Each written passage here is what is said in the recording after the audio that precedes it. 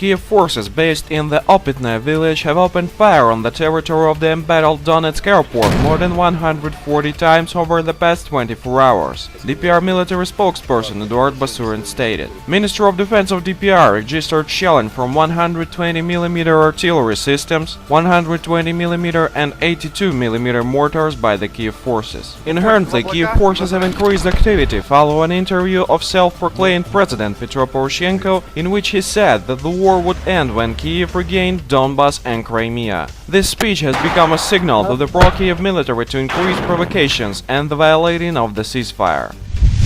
Ukrainian authorities have taken unprecedented precautions for the anniversary of the events of May 2nd. Up to 2,800 police, in addition to 500 personnel from other security organizations and volunteer units are being mobilized in the city. Armored cars and infantry fighting vehicles are set to reinforce them.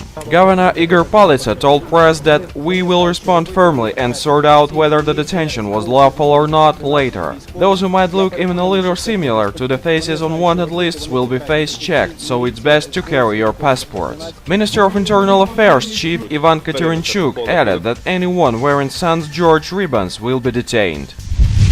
On May 2nd last year, the Ukrainian radicals set fire to the trade union house in Odessa, killing 48 and injuring over 200 activists who refused to recognize the COP-imposed government in Kiev, clashed with pro-Ukrainian football fan and radicals, including right sector nationalists. Some of the victims burned to death, while others suffocated from smoke or jumped out of the building's windows. Many of those who did jump out were strangled or beaten with bats by the attackers. Officials have already arrested 12 persons listed as terrorists ahead of the anniversary, including 50-year-old Lyubov Davydchenko, mother of anti-Maidan activists Anton and Artem Davydchenko, who have fled to Russia, along with opposition journalist Artem Buzila.